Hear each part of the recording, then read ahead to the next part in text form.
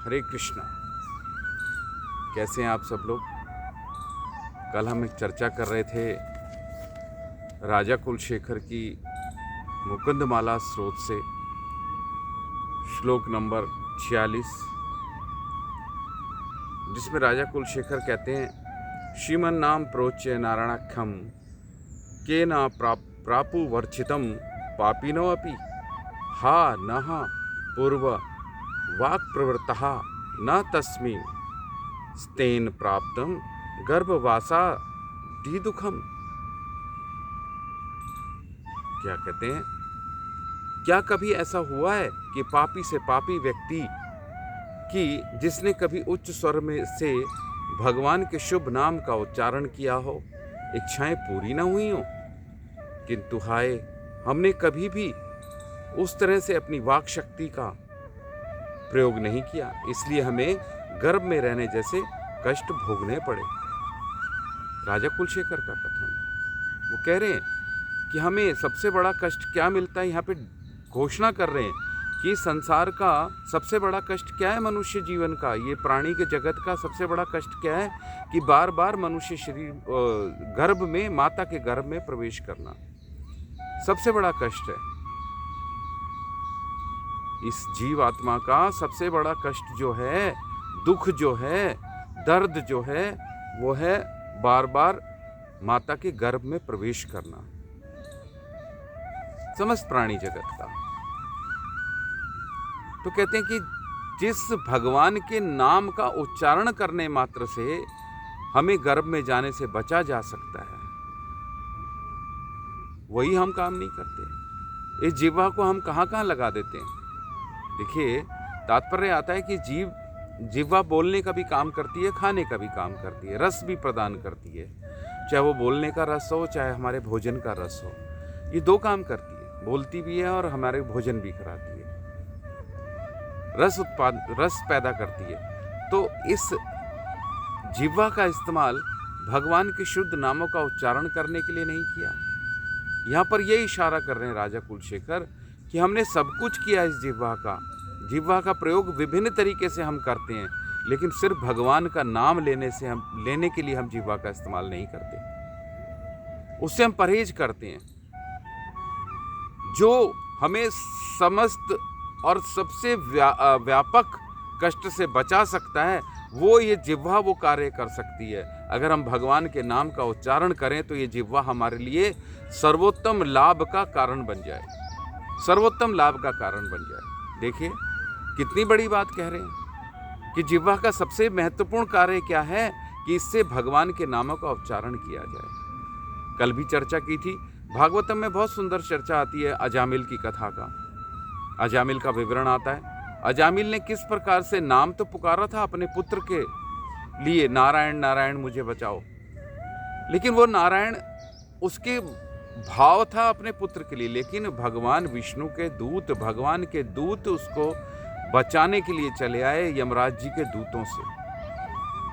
यमराज जी के दूतों ने केवल उसके पाप कर्मों के कारण उसके पास आए थे कि उसका मृत्यु का समय आया, उसको लेके जाना है, उसको नरक गामी बनाना था।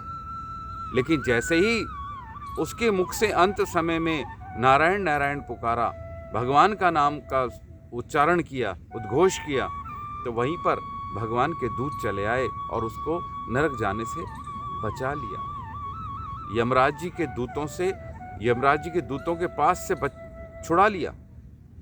तो देखिए यहाँ पे कितनी ताकत है भगवान के नाम में, और ये कार्य हमारा कर सकती है हमारी जिह्वा।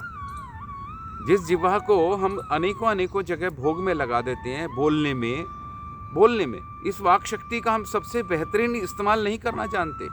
इस वाक शक्ति का सबसे बेहतरीन इस्तेमाल है कि हम भगवान के नाम का उच्चारण करें। अगर हम भगवान के नाम का उच्चारण करते हैं तो यही जिह्वा हमको भवसागर से पार करा दी।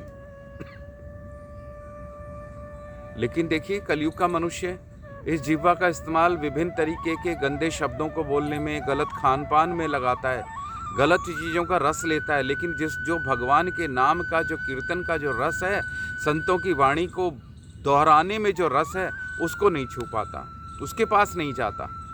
धन आ जाता है, धनवान होते हैं, रूपवान होते हैं, लेकिन उसको सब कुछ समस्त ज्ञान, संसार के समस्त ज्ञान होने पर भी उसे अपनी वाणी का ज्ञान नहीं है कि इस वाणी से मैं अपना कितना कल्याण कर सकता हूँ।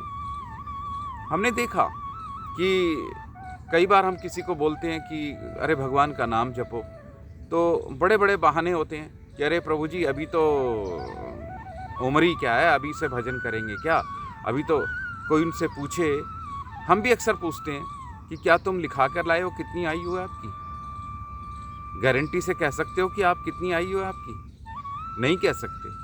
तो फिर आपको कैसे पता कि आपकी आयु बहुत है, आप उस आयु में जाके भजन करेंगे? नहीं, आपको ये जिह्वा बचपन से मिली है, बचपन से ही आपको, बालपन से ही आपको इस जिह्वा का सही इस्तेमाल पता होना चाहिए।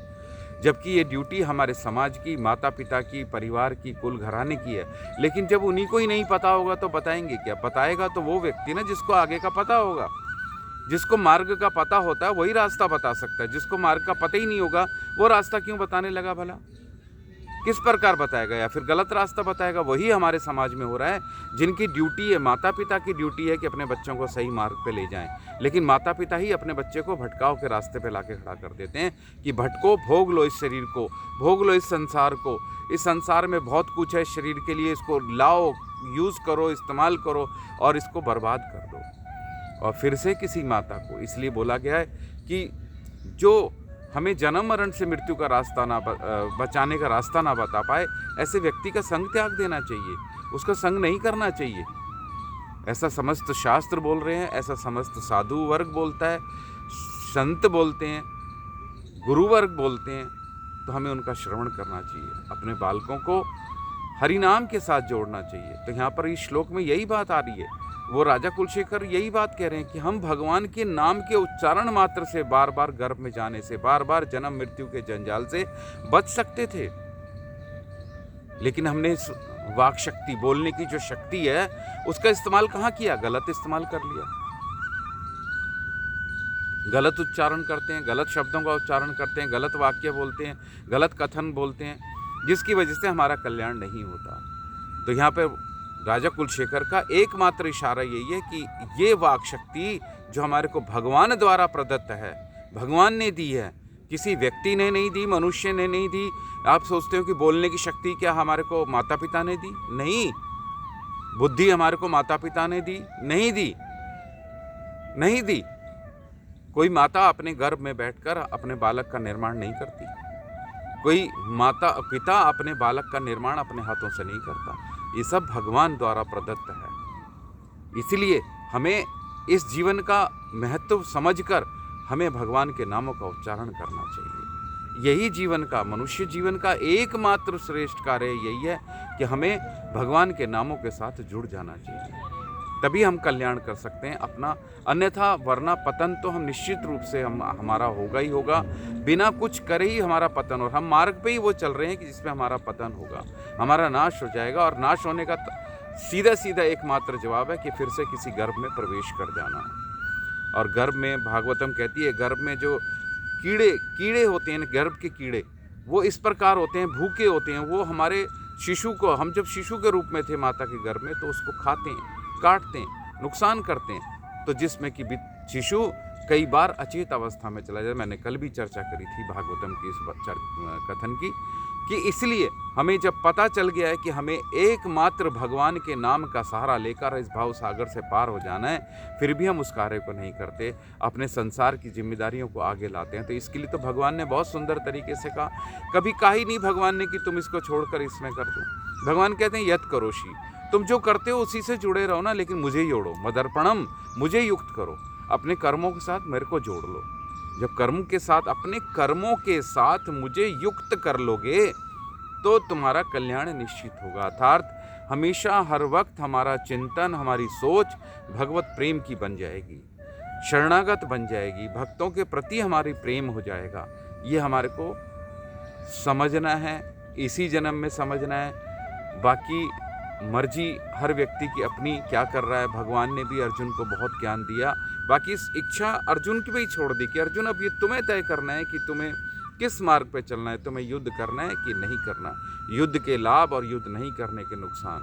युद्ध नहीं करने के लाभ और युद्ध करने के नुकसान, सब चीज़ उन्होंने बताया, लेकिन स्वेच्छा पर छोड़ दिया कि अब ये डिपेंड्स ऑन यू कि आप क्या करोगे। तो इसलिए मैं आप सबसे निवेदन करता हूँ, आप महामंत्र करें, हरे कृष्ण कृष्ण कृष्ण हरे हरे, हरे राम राम राम हरे हरे।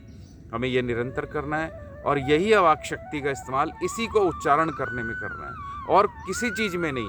और जो भी करिए लेकिन उसमें कृष्ण को जोड़िए, इस महामंत्र को जोड़ लीजिए अपने जीवन में, आपका कल्याण निश्चित है, भगवत धाम आप जाएंगे ही जाएंगे।